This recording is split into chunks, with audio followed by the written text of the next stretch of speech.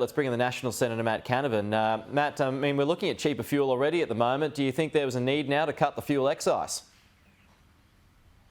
Well, look, the good thing for Australian households, Peter, is that the Coalition's cut in the fuel excise will be the same amount regardless of the price of oil. It'll be just over 25 cents a litre off people's petrol, and that relief for the average family will be about $750 a year, even higher if you've got two cars.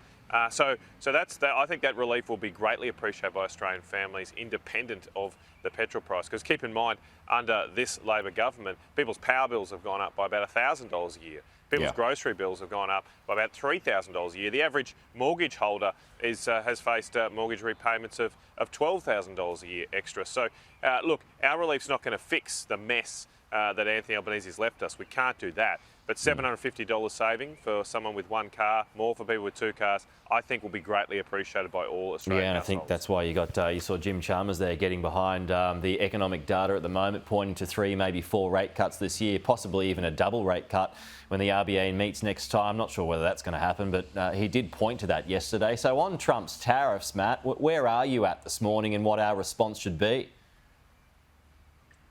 Well, we need to respond by getting rid of the self-imposed tariffs we've placed on our own economy. We unfortunately cannot control, no one seems to be able to control what Donald Trump does in Washington, D.C. But there are so many things that we place on our own businesses and our own economy that hold us back. And so I did see Jim Chalmers yesterday once again play the role of economic weatherman and say, oh, well, there's going to be this many interest rate cuts the next year. Well, Jim, you're the nation's treasurer. Why don't you do something about the economy? Why don't you remove the $2 billion cost he's placing on Australian businesses to report their carbon emissions every year? Why are we doing that? Why doesn't he properly control our borders and our immigration intake so we don't have young Australians lining up with sometimes hundreds of people just to try and get a rental property to have a roof over their head? And why doesn't he make sure that we use all our energy sources, our coal, our gas, get rid of our nuclear ban so we can bring down energy prices for Australian manufacturers so they can compete in this difficult and uncertain times? I mean, the Labor Party has not managed our economy well in good times.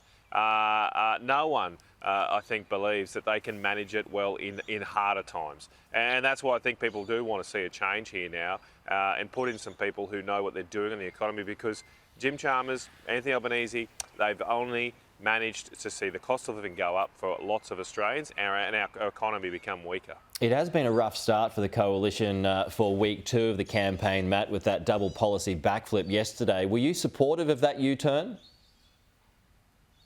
Look, I think it's the right decision. As Peter Dutton has said, we've heard the feedback, we've listened. Most important job in this job is to listen to people.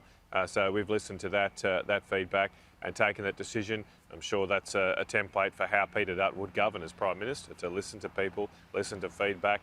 I do think that work from home does provide a lot of flexible options, particularly for people here in regional locations. I'm here in Bundaberg today, and people can sometimes now live in the regions, take pressure off housing in the city, but still get to a major city like Brisbane from here in Bundaberg every now and again for their working jobs. So, look, I think it's a positive thing. We just got to be sensible about it and make sure people are still being productive even when they work from home. Do you concede, though, it makes the campaign look ill thought out or ill considered and may now raise doubts about what else could be on the chopping block under the slightest bit of pressure from Labor?